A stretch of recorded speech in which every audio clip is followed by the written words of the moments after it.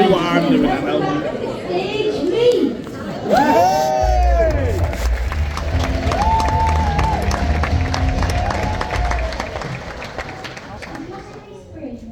Yeah. Have a lot of you got kids? Yeah. It's awful, isn't it? Is anyone thinking about it? No, if you are, don't do it. Have a nice life and die. Go on nice holidays. Because like, once you've had them, it's like unconditional, isn't it? But if you had your time again, you wouldn't. Do you notice that hats and hoods for babies have always got ears on? That's because the manufacturers know that you wish you'd had a cat instead. And I've learned a lot about children, being a parent. I've learned that if a child under the age of 7 says that they like olives, they're a twat.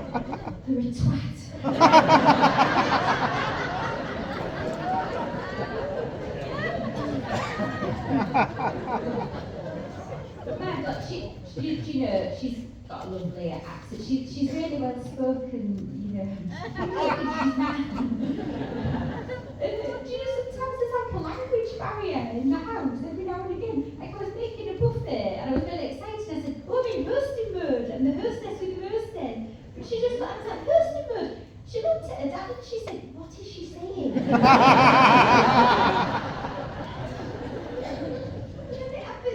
She had a little friend round Sebby. I was walking him home with her and we'll go over this field. And I said, oh look, there's merlots. Oh. So many merlots. There's a merlot, there's a merlot. Do you know what I'm saying? Mole hole. Hey. And they looked at each other and went.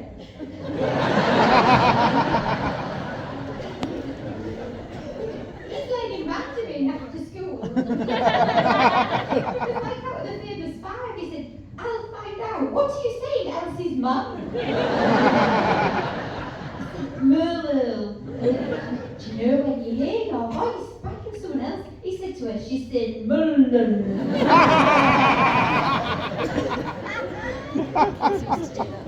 I'm trying to bring her up quite spiritual, that's how I was brought up. So I was showing her how to bend sage, you know, in the living room, negative energy. And she's really sharp. She said, don't, but my dad will disappear.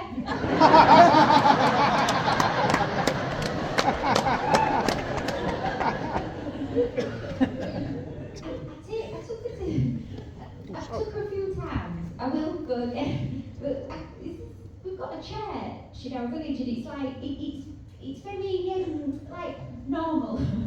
It's not very churchy, you know, it's got like a band and stuff, and they've got this like class for kids. And the lady, she stopped me and she said, can I just tell you what your daughter said? She said, it's okay, I just thought I'd run through it with you. She said, I was talking about the Bible in a child-friendly way, and she said, I was mentioning the Tooth Fairy, the Father Christmas. Then she said, and I said to children, can you think of anything else that you can't see, but you just know is there? And my daughter put her hand up and said, my bubble.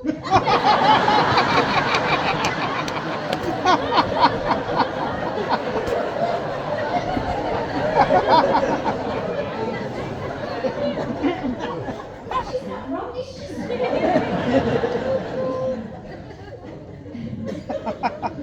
I tell you what, I've been fascinated about her, how she's brought my mum and dad together. So they split up when I was 2 for the right. I never thought they should be together. But they've not spent much time together. And do you know that we had this amazing weekend where we were all together and they were laughing and joking. And we walked my mum back to the train station in Hebden Bridge, and she gave my dad this like massive hug. Like for ages, I've never seen her hug him. Like, I know, and she walked off, and my dad turned to me and said, she's nicked my fucking wallet. I couldn't believe it. People ask us a lot, how did we meet? Do you know this story? Yeah. Oh. Do you know Roisin Connaughton? Yeah. The comedian. Well, do you know, she was at a party with John quite a while ago, and she gave him my number. She thought we were from the same village because we were Northern. She gave it, and he put it in his phone as my wife, and he said, oh, I'll never contact her. And then a couple of years later we met and we went out for a date and stuff. And he was in his car and I said, will you give me your number then? So I took his number and I said, I'll call your phone. He looked on the dashboard and YouTube my wife. I've never got out of the car so quick. I rang Jackie, you know, and I said, he's a fucking psychopath. But because he had his own 4-bedroom semi-detached house in Surrey, I thought I'd persevere for a bit longer.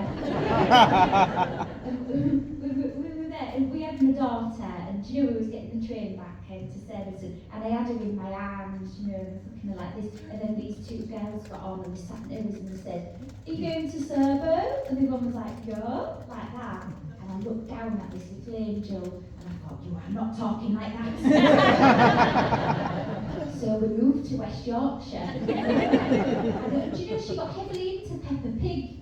So she ended up sounding like a young Princess Margaret anyway. I could have stayed in Surrey and made her watch Kes over and over again.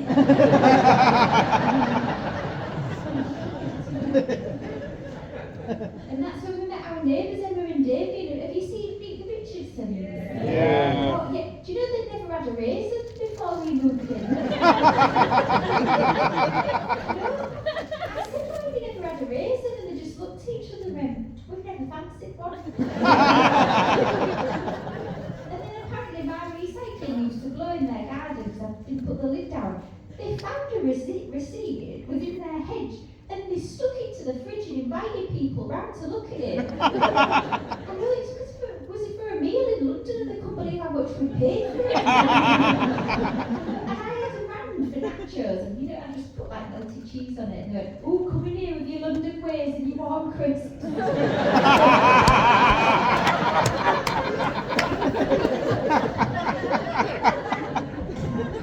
And they lived next door to a couple called Helen and Howard, and for 5 years I called Helen the name of a chicken, which is Brenda.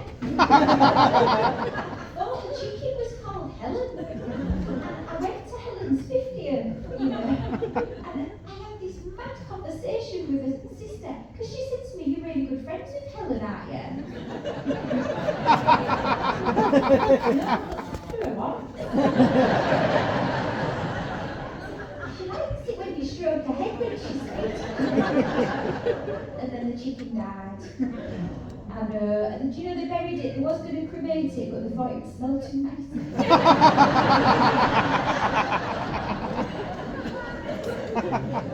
And the other thing that people ask me a lot, and when they see me in the street, say, oh, I bet it's funny, isn't it, married to another comedian? No. It's not funny at all. And then, you know, lockdown, do you know, like, that's when you think two comedians, they should have, like, gathered loads of material. No, do you know the only thing worth telling you about is, you know, in lockdown, you know that nice bit where everyone was dying but it was sunny?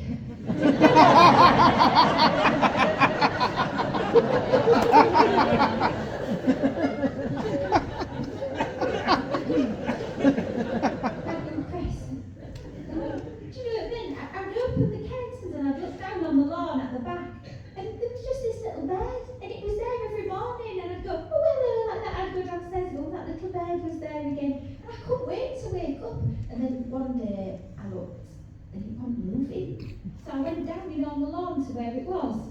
It's a fucking mushroom. And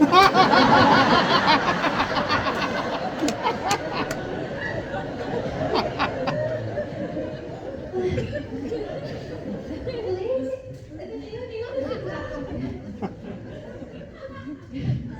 she changed from 4 to 5 and they become more knowing, don't they? And I tucked her in bed and I said good night like that. And I went out and she whispered, Mummy, like that. And I went back in and she just put a little hand on my face like that. And she whispered in my ear, I hate you and your cooking.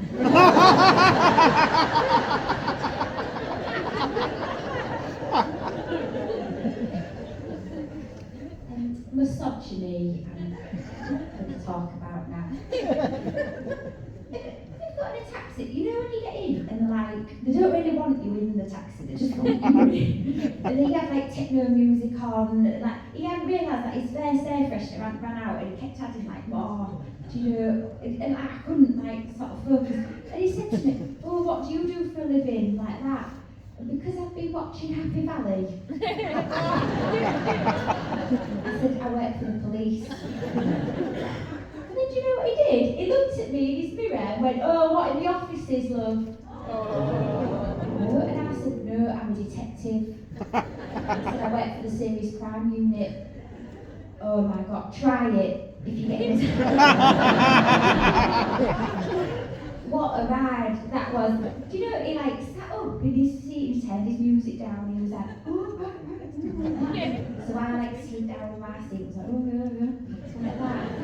And then he dropped me off outside the station and there was a female police officer stood outside. I went, oh look, there's Sue.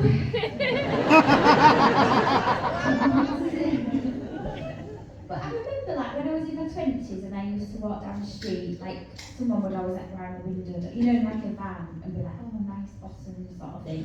And I'd be like, oh God, not again. And now I'm 40. If someone wants to do that, they can. You know, now I'd be more like, oh, thank you.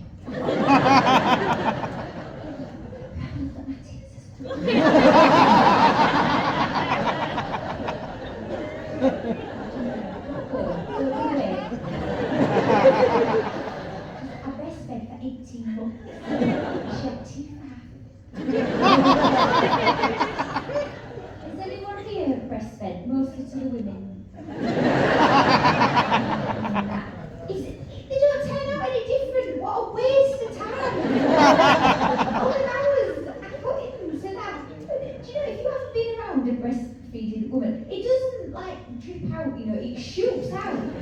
It's unbelievable. I had this like carry on, but when we moved into the house in Marvin Road, West Yorkshire, we had this like, you know, young electrician and he was doing the electrics and stuff. A lovely guy called Glyn.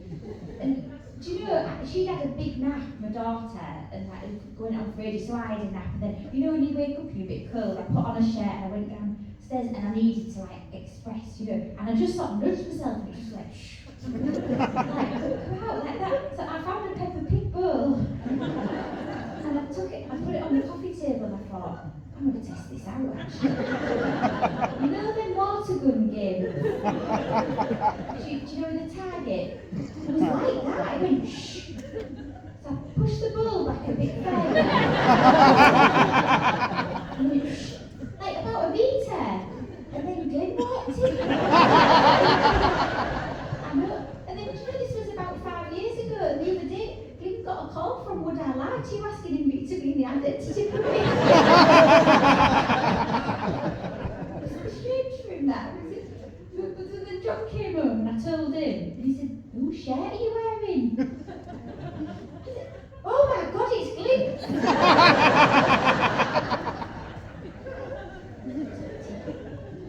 I've got two sets of friends. I've got my real friends that drink a lot, and then I've got mum friends. And I go out, you know, like on outings with these mum friends that I've got. They were in Anthony, chat this with me. And do you know, we went into this nightclub in Manchester. Oh my God. I haven't been in one for ages. I thought everyone would be like the same age. When I was in my 20s. It was like a youth club. We were all like 16 to 18 and we were dancing around our handbags. And there was a young lad over here and he was dancing with all these bonny girls. And do you know what he was doing? He was shimmying over to us, farting and then going back to him. He did it 3 times. I thought, I'm going to fucking kill him. I marched over, I said, excuse me girls. I said, you need a poo, go to the toilet.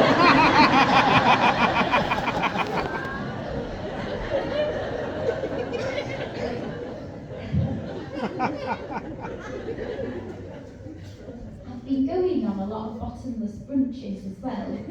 Like now 10:40. Does anyone else go on them?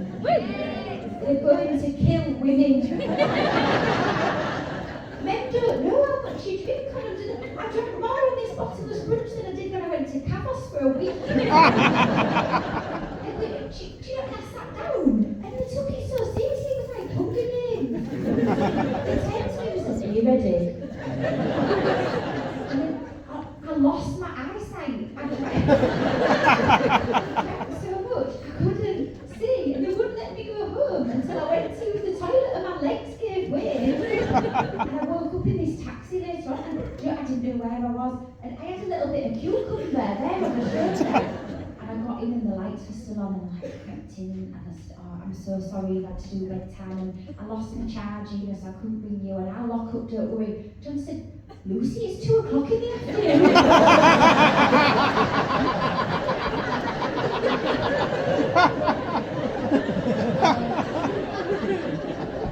Time had like bent. When I go back to see my friends, I feel like I've got to, like splash the cash sort of thing, like treat them to stuff because I'm on telly. Did I tell you I was on telly? And it'd be Jackie's 40th, and we were going around town, in Leeds, and she booked the hotel rooms and stuff. And I thought, oh, what would be really funny is if I order, butler in the buff. Not for anything like seedy, but just like serve us drinks and stuff while we get ready. Oh God, I was in and out. I got there, and I think when I was booked it, I was picturing, like a rooftop or like hotel, like a suite. The ibises. You can't walk around the bed. Because we must have like 10, 40 to 50-year-old women in the room with a man. And I was putting like the bunting up, and the balloons and stuff. And he texted me, I'm downstairs. I was like, oh my God. And I went down. Oh my God, I thought they'd send someone like the same age. He was 22. He had, like a Mac on. You could see his like bare legs and stuff. I was like trying not to look disappointed. I said, come upstairs then, son.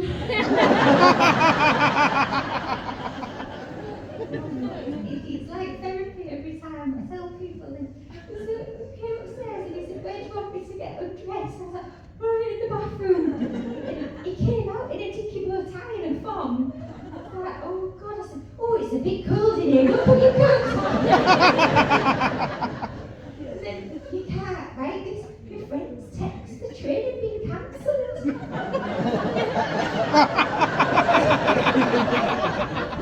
Honestly, they was having to wait an hour for another one.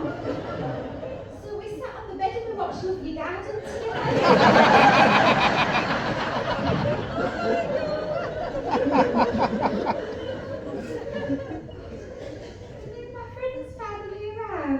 And he said, do you want me to be straddled on the chair like that? I said, no. I said, they're all on their chatty, they're not into that.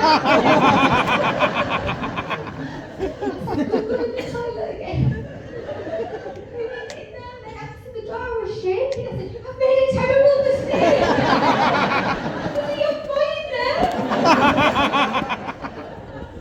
We all sat on the bed and gave him careers advice.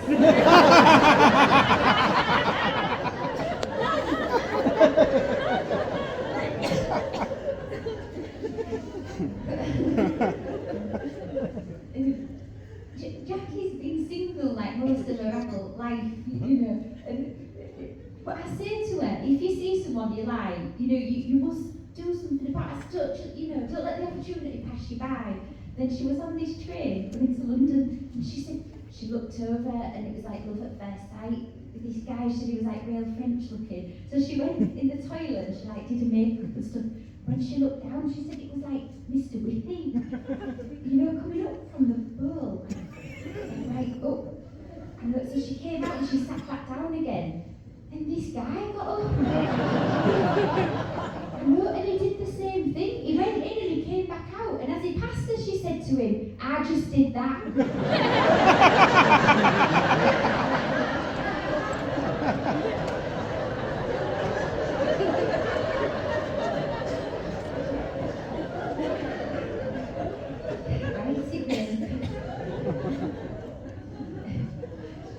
The management company, they took out like a big advert, for me to do this tour with, and someone said to me, it was like Catherine Ryan or someone, she said, whatever you do, she said, whatever you do, don't look at the comments underneath because go to like loads of trolls and stuff. So I did. I looked at them, but you know, they didn't really bother me that much. It was just one, and he'd put, you know, without being too crude, he'd put how many has she had to, you know, to get the career she's got. I mean, the answer's one.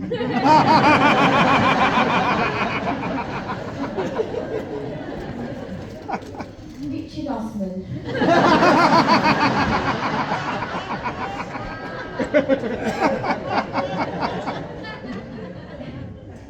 I like you because I don't have to speak.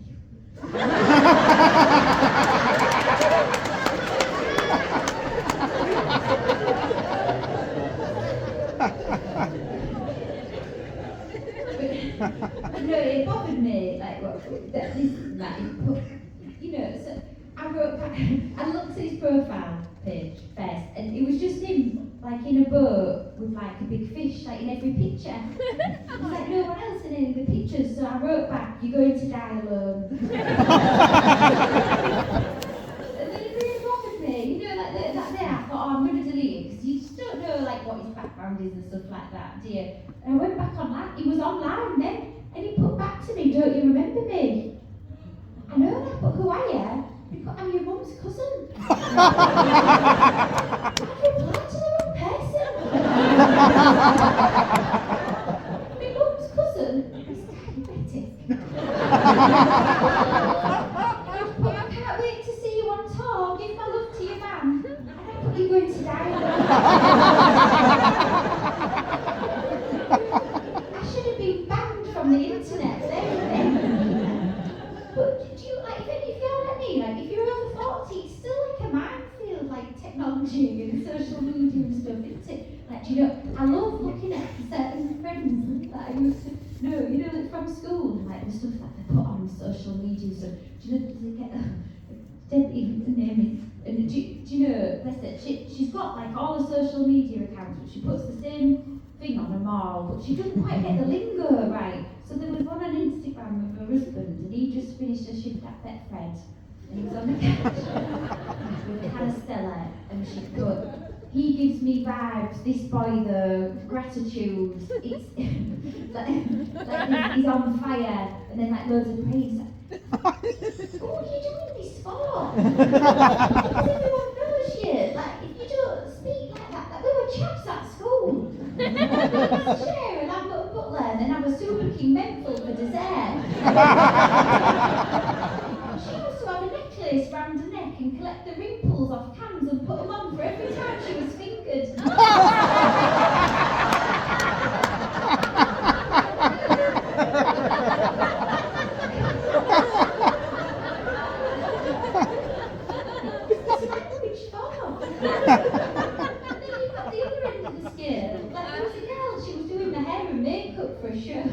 Like, she just turned 18, and like my head, you know, it's like quite busy, you know, it takes a lot doing. And she was telling me about TikTok and stuff and how dangerous it is. Do you know, she suddenly stopped and she said, how do you cope with humanity?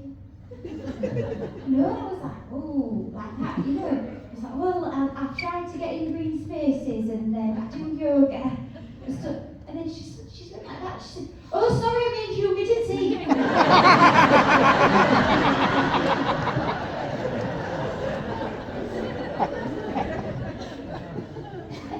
I think, like, now, because I was born in the 80s, like, I'm the generation that's had the harsh childhood. Do you know, I don't know this, we saw a little ladybird with my daughter, and I said, oh, I know a nursery rhyme about this.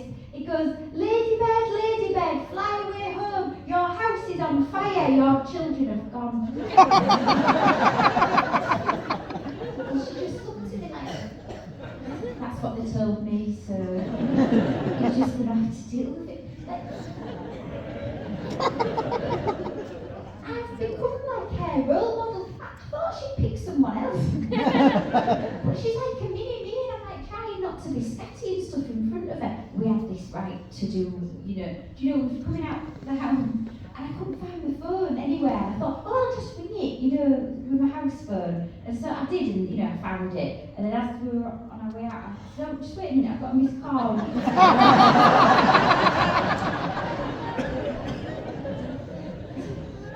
So I could see it was from a local number. I'm like, the doctor's, I rang it back. Yeah, the house phone went off. So I picked it up. There was no one there. So I pressed 1471. She said my number, but it was like in a different rhythm. So I called it, and then the mobile went off. And my daughter got both the phones and said, this has to stop.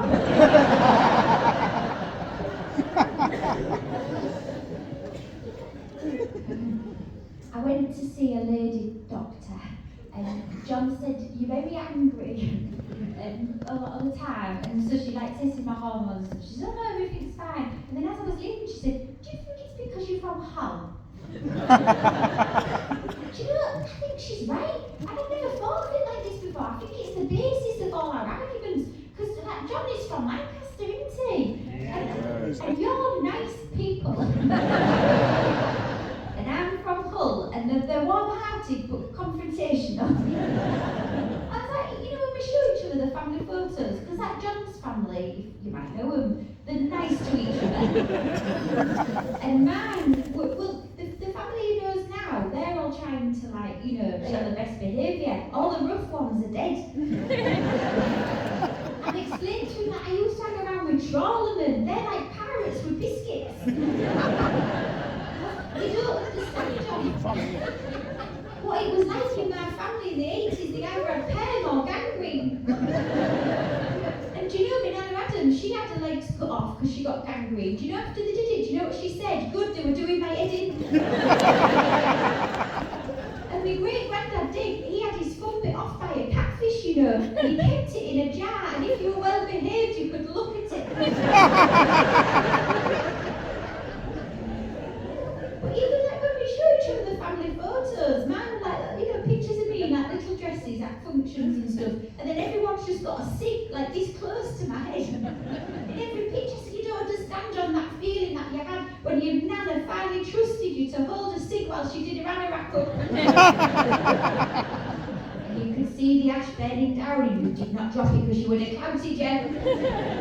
They used to say to me as a term of endearment, come here, you little bastard, and give me a cuddle. And when I walked in a room, if I'd say there's nowhere to sit, someone would say, stick your finger up your ass and sit on your elbow.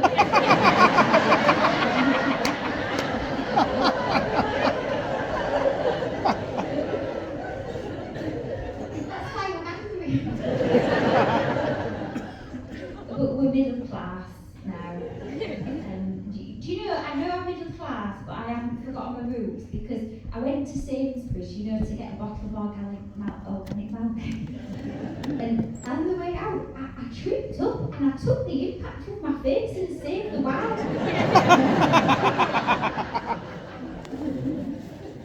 And do you know, we've had a modern kitchen put in, like there's no handles, do you know, you have to push-pull everything. I said, I have not worked this hard to be able to see my fridge. We're hiding it behind a door, you know, and when my mum comes round, she goes, I can't find your fucking bin. I said, we should have worked harder at school.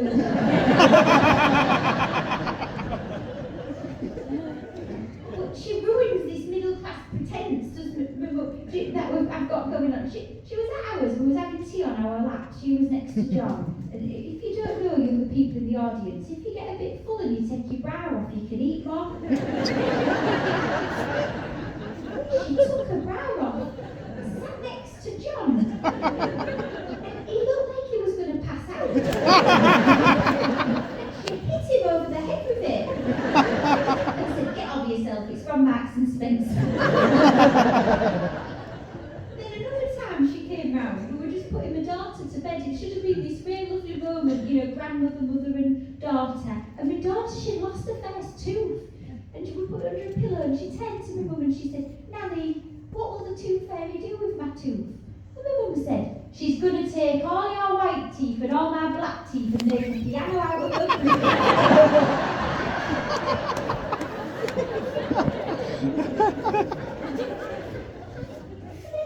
The daughter had, you know, one of them hair braids done, you know, for that centre pack, you know, they sort of tie the cotton round and stuff. And I said to her, I said, I used to have one of them, didn't I? And she said, oh yeah, we cut it out of your hair. I said, oh, she said, I still got it. I was like, well, what have you done with it? She said, oh the light pulley for the damn stairs. So weird. But she'd been staying with us at my mum for quite a while and would look after Elsie for us. And when she was leaving, she said, "Can I just say, you're bringing your daughter up a little bit too middle class."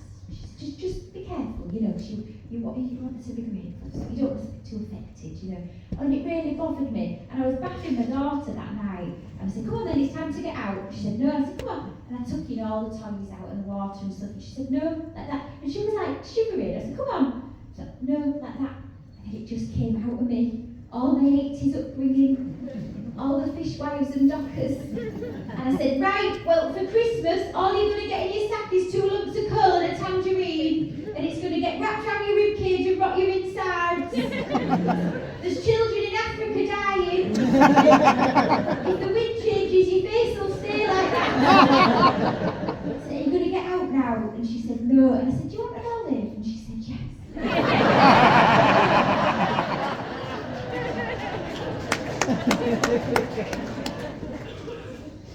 We're vegan now as well.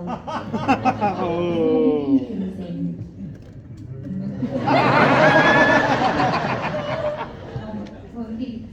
I'm a vegan that eats steak Hey. at the iron. And John's a proper vegan. But when we go out for a meal, he'll order like butternut squash and look quite sad about it. And I'll order sirloin steak. And it's a bit naughty, but I say, "Oh, I can't eat that last bit, you know, at the end." And so we just swap the plates round, you know, like that, and he just has a bite, you know, and the look on his face, after he's eaten this meat, after months and months of kale, he's like, do you know those Facebook adverts that go viral of the deaf baby when it gets a hit?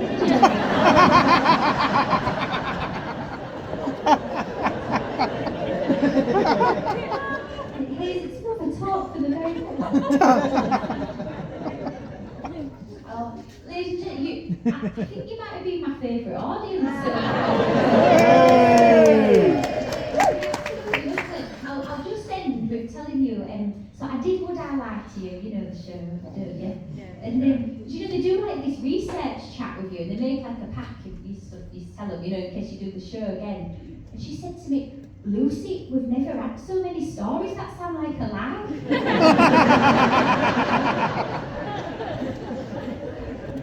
I said, "Do you think you'll book me again?" She said, "Probably until you retire." Which is because there's so many things I want to say on the show. You know, like there was a time I was walking down the street and a crow landed on my head. And I felt like its talons gripping. And I thought, shit, he's trying to pick me up. And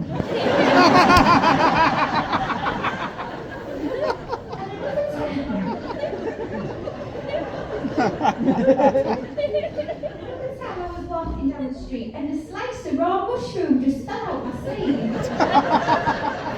And another time I was on the little underground and I fell asleep and a gang of youths got on and parted a chocolate wagon wheel and stuck it to my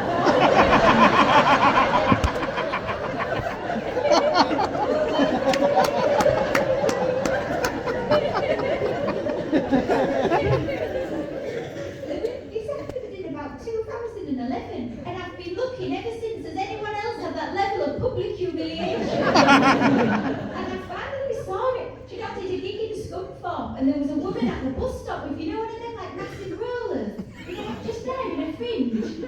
And a boy on a bike went past and put a sausage through it.